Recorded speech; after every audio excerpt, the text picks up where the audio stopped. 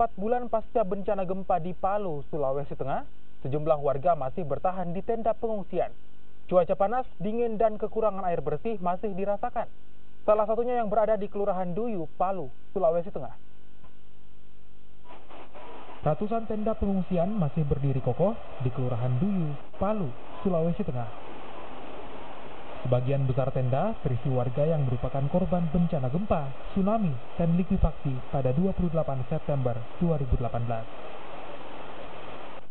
Para penghuni tenda ini khawatir jika hujan turun, sebab air masuk ke dalam tenda.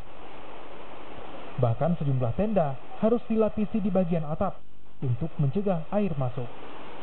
Tidak nyaman sekali soalnya kekurangan air kita di sini. Biar ada air di mata air di sini, solarnya kurang.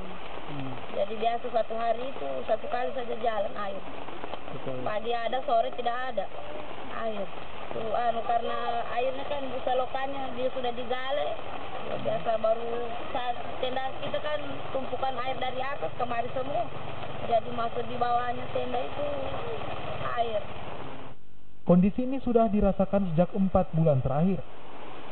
Para penyintas memilih tetap tinggal di tenda pengungsian lantaran rumah mereka rusak dan tidak bisa lagi ditempati.